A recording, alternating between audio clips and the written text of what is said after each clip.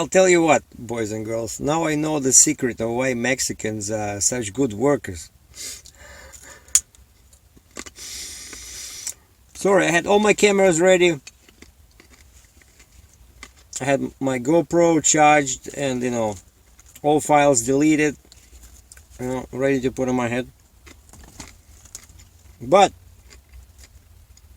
as always happens in trucking, it's hurry up and wait, right? I got up 6 o'clock in the morning in Three Rivers, Texas, and that's still 3 hours away from Pharr or McAllen, Texas. I drove non-stop for 3 hours, went to the customs broker because they advised me strictly that under no circumstances am I to go to the consignee. I gotta go to their warehouse. So I was sitting there from 11 o'clock local time till 4:30. I probably made, I don't know, 1,000 calls, emails, and I said screw. And it's very hot to sit in the truck, So I go to the warehouse, to the office, back to the truck, to the warehouse, back to the truck. There was some kind of a delay. They couldn't figure out some customs paperwork to let me go unload. The good news is that I found a grocery store. Just decided to take a break. Take 5, went got some carrots, some celery, some water. And after that, when my customs was released, it was like really, people here were waiting for me. And the good thing is that there's a bunch of people, right? And one guy, very smart, very smart guy, he was helping me. We had problem communicating in English, but using gestures, but I can see that this guy is very good with machinery. And I couldn't, the machine started. I could not believe this thing. I was able to start the crane. I was able to lift the boom. And that's it. After that, my progress just came to a complete halt, And I'm afraid to turn it, So I try all these controls that were supposed to work.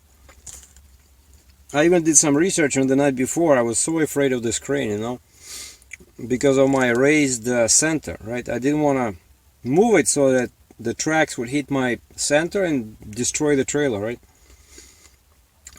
And no, the machine just wouldn't go, And this guy, this Mexican guy, was looking at me and he says, I said, no. He says, clutch. I said, there's no clutch. Oh. I said, you want to drive? Huh? I said, yeah. I see that you know what you're talking about. Come in here. I said, I'll direct you. I'll be here and I'll say which way. And somehow he was able to, start. I said, just keep it in a straight line. And of course, it's always good, when there was one guy in the back, in the front of the trailer. I was where the wheels were. And a couple of times he went slightly sideways. I said, stop. Just go this way, I corrected him. But this crane, and he drove off. And then, before I did this, I got the payment from the guy. Everything's cool. So I collected the payment before I let them touch, before I unhooked from the trailer. But turns out, very nice guy. I gave him my business card. And what happens is that turns out there were 2 brokers involved. So the buyer is in Mexico. The guy with money, he hired this guy that met me here in this yard, and I'm still in the yard. I just said, guys, I'm tired. The truck stop is 25 miles away. I don't want to go. I'll just shut down here till it's light, and I don't have a reload. And they said, yeah, fine, just stay inside your truck. I said, I'll stay inside my truck. And the guy says, yeah, because there's dogs.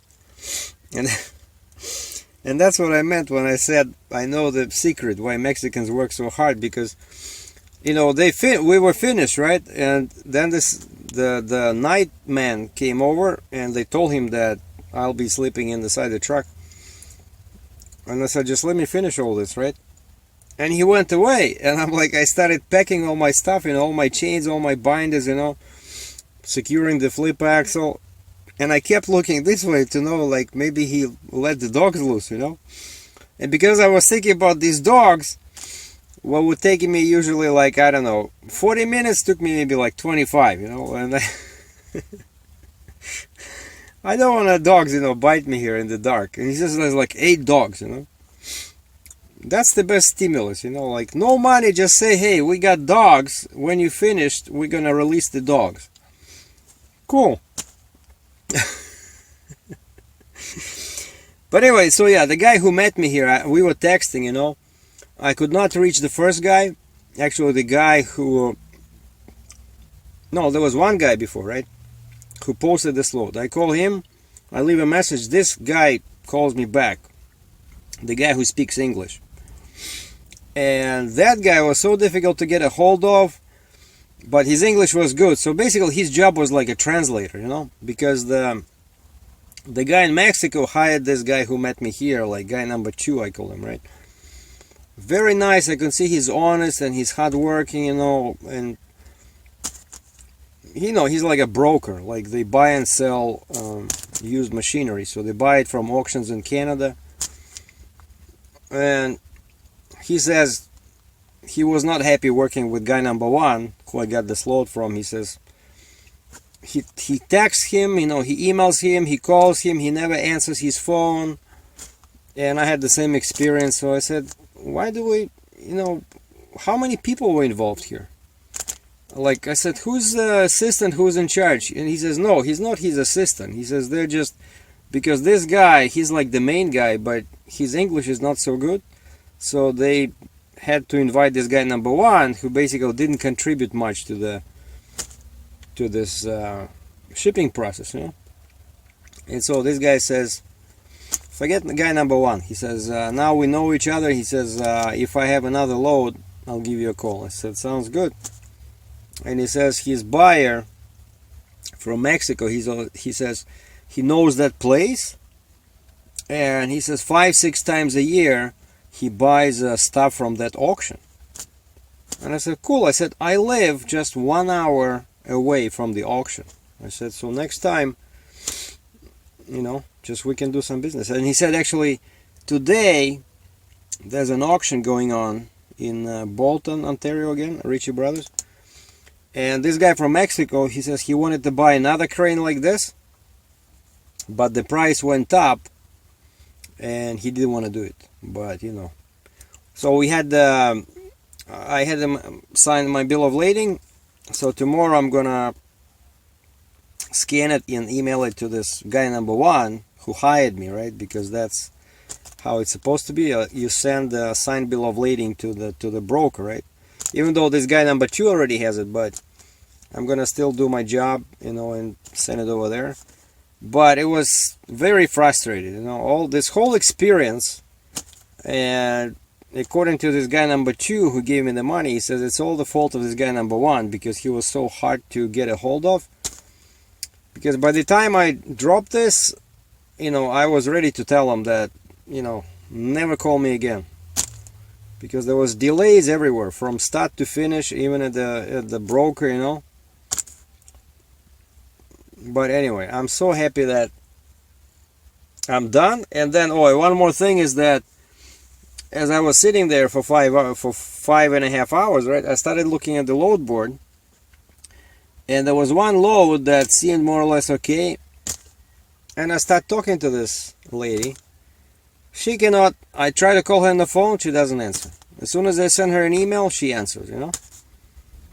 I don't know what she's doing. Maybe she was in the shower, you know.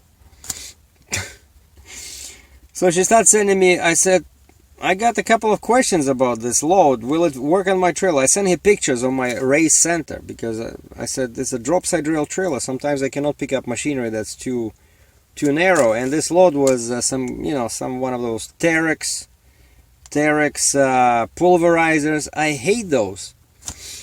And it seems like a small machine, and so I wanted to make sure that the clearance is enough to go over my race center, and that the wheels are far apart, at least 45 inches. Of course, as usual, this girl doesn't know anything. Oh, search on Google. I said, what? You're the broker. You have no specs. And then, first of all, I look up her MC number. Went to my factoring company website. I checked them, and there's like 3 companies with the same MC number. All like the first word is similar.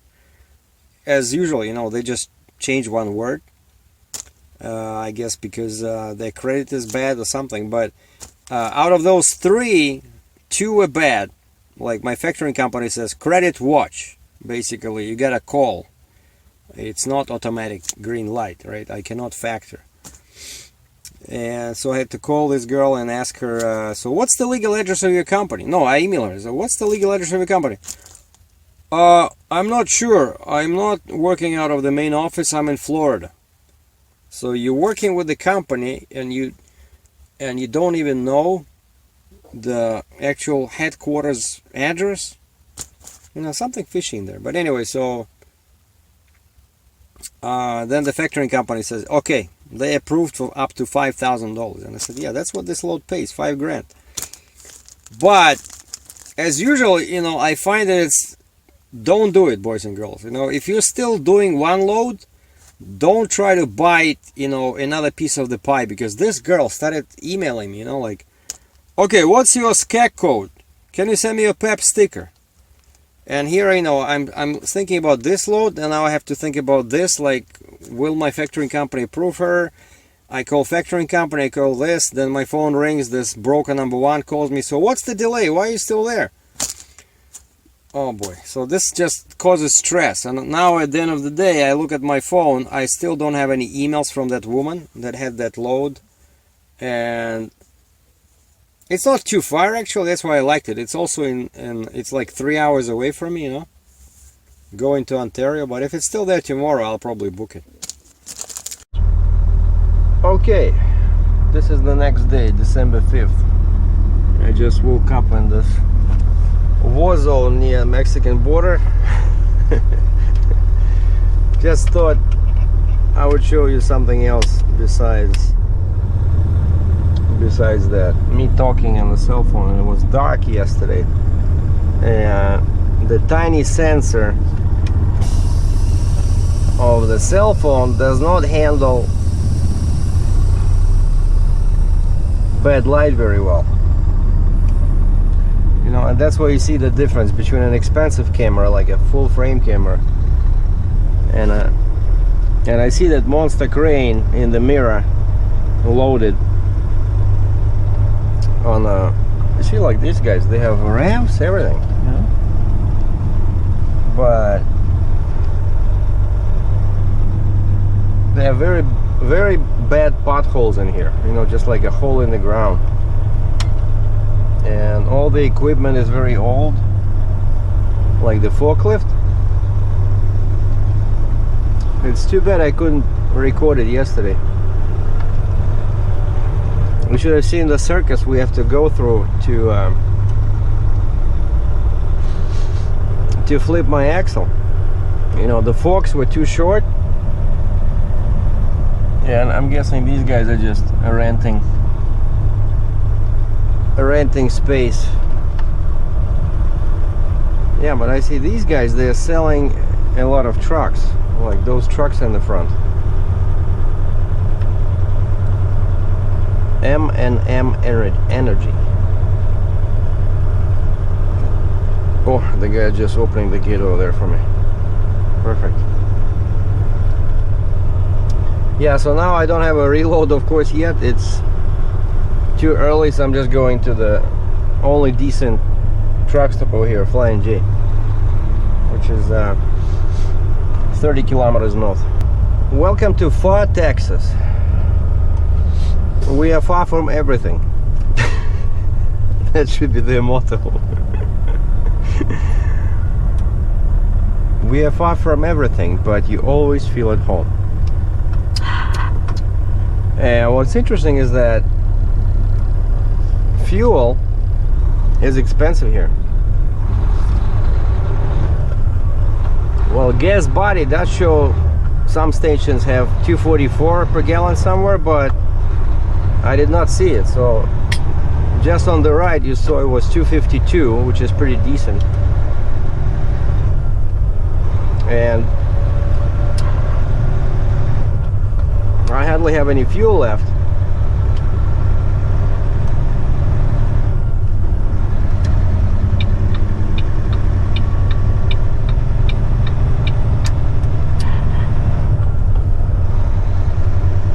Or fire department.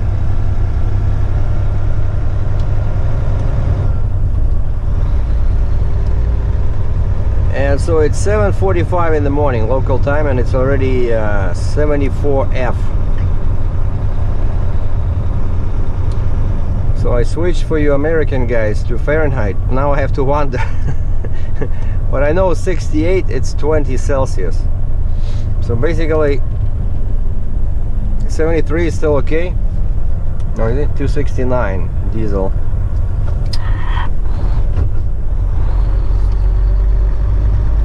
But anything over 80, I think it's too much.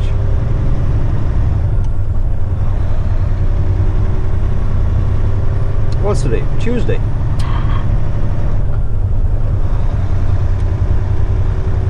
Looks like they just finished construction. And for some reason, when I was coming this way, I'm going north now, right? On South Cage Boulevard, which is 281. What's interesting is that they did not allow me to go on this road, even though it's super wide. They sent me on the one next to it, which is South Jackson. And I thought there was construction here, but I don't see anything. And that one is actually more narrow. The same amount of lights.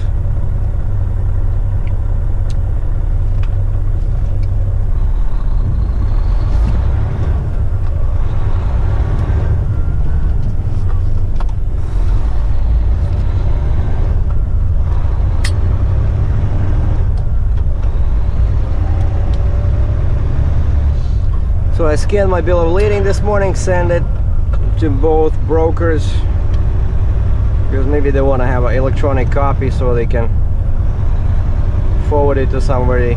But so all this misunderstanding, right? All these delays were because there was two people involved, and only one of them spoke English more or less fluently. And the guy who had access to the money, you know, and the buyer, the actual customer, did not speak English very well. And so he needed the first guy, and that caused all kinds of delays and misunderstandings.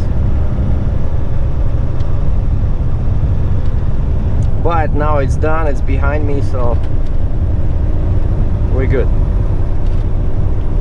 But this thing ate so much diesel, you know, because it was, you know, the cab, the house was relatively tall, and it was windy yesterday. And I started with half a tank in Three Rivers, Texas, and you see now, well, it's too dark probably, but it's just above the red zone on my fuel gauge.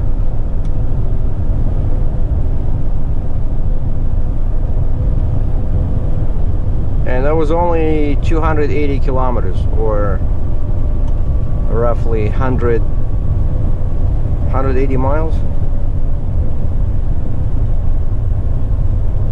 No, 280, that's 120 plus 50. Yeah, 170. 170, 180 miles. So anyway, I'm glad that trip is over. So now we are looking for a new load, regrouping, taking a shower, getting some good food at the Denny's. Some people are probably laughing, but at least they have some salads, you know.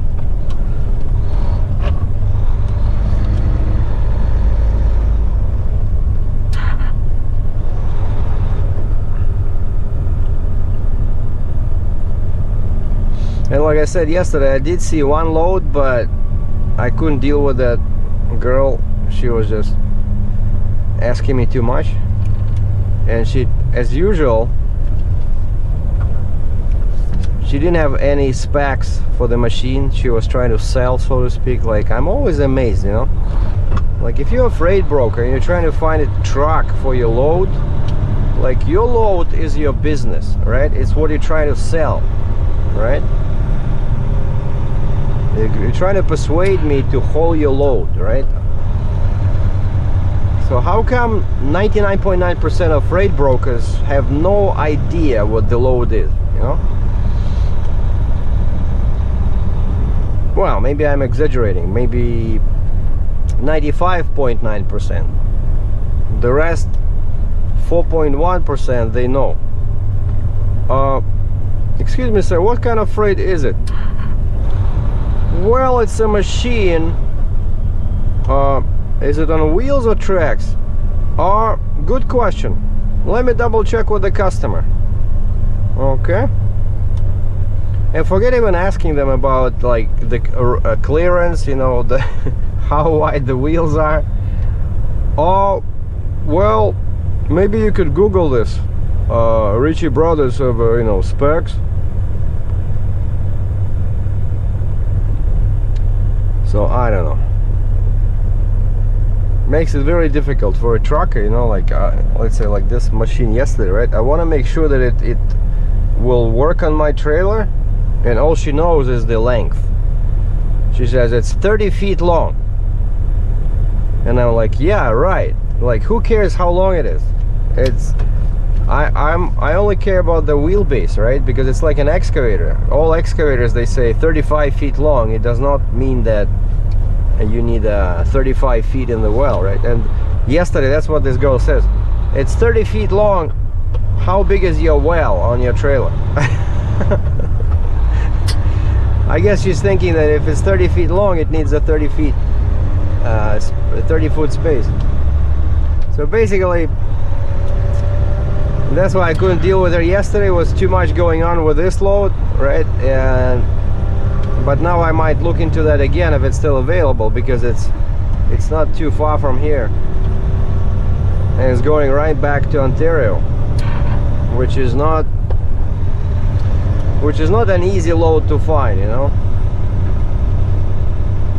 And like I mentioned before, I only registered in Canada. I only registered for Ontario. I don't want to go to Western Canada. I don't want to go to Eastern Canada, because it's all because of my setup. You know, if I change my truck for Quebec, I need a steerable pusher axle. I can go in the dark if they don't see me, but you know, chances are I'll get a ticket, you know. Not good. Western Canada, you need a 3-axle truck, like a regular truck, steer and drives, total of 3 axles, not in the back. Like, some people count only the back axles. Oh yeah, it's a 2-axle truck. I said, what do you mean 2-axle truck? Oh well, regular truck. Like, I had guys, you know, say that. So I always count all axles. Like, my truck is a 4-axle truck, 1 in steer axle and plus pusher plus 2. So this does not work in Western Canada. You need a 3-axle truck, 1 plus 2. And actually, one guy was just messaging me on Facebook. He's pulling like super loads, you know, up to 200,000 pounds gross, and he has a 3-axle T800, but he has like a 2-axle Jeep and 2-axle Stinger in the back, and like I'm thinking like 75-ton trailer. That's the Western Canada setup. So you need and then imagine yesterday it took us probably half an hour to load this stupid flip axle back on the trailer, because I couldn't have that machine. I was afraid to do it with that machine. I don't know, but with the forklift it took forever, because their forks were too short. And you know, once you flip it, you need to have long forks so you can go forward. Basically, a forklift is the worst machine to be doing this flip with. The easiest is either an excavator or a crane.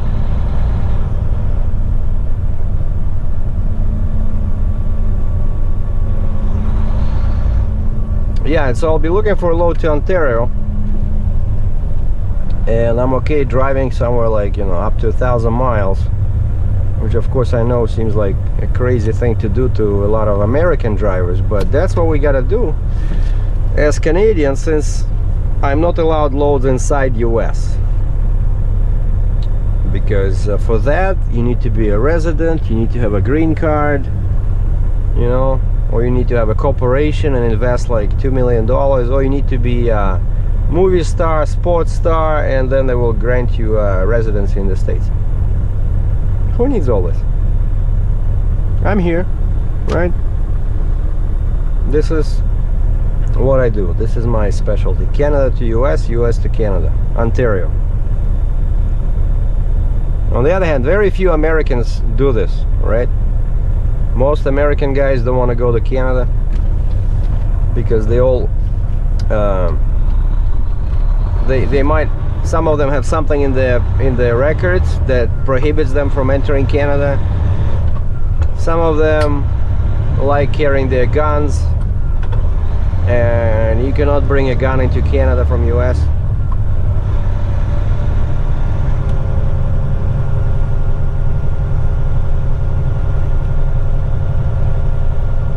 So I can go up to 1,000 miles. I don't know, maybe Louisiana, I don't know, maybe even Georgia. But sometimes something shows up in Laredo or Houston, going back to Ontario.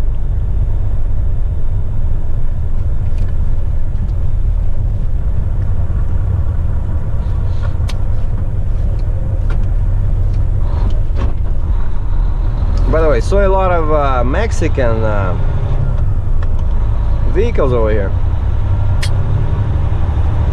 It's so interesting. They're like driving around, like in nearby, like in Michigan or New York, you see lots of cars from Canada.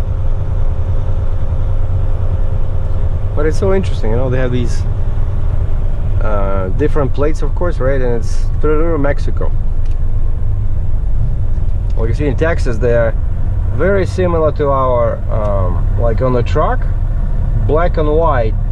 That's pretty much what our plates in Ontario, Canada look like for trucks. Like pickup trucks, they get that, black and white. But cars, it's blue and white. And Mexican, I think they're, I forgot, what are they, yellow, red, but they're different.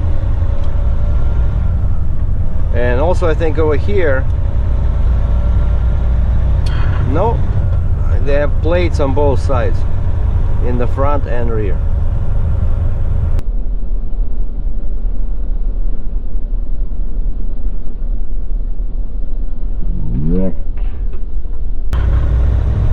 Continue on West Center Avenue for 1.5 kilometers. Almost went into the area where it says no trucks.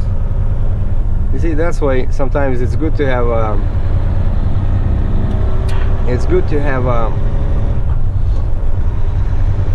GPS that shows you truck route.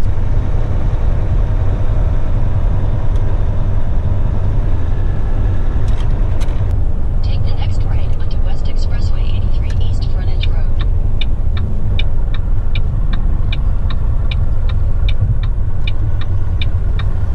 Huh.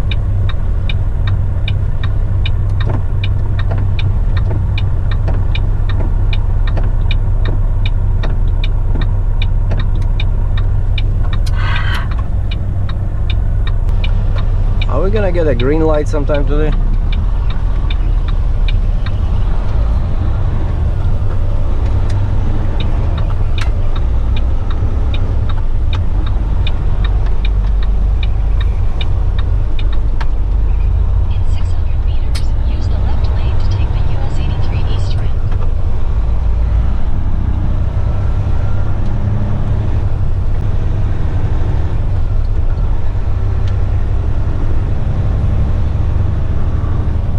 I guess that's why they didn't want me to drive on that road, because there's no trucks in there.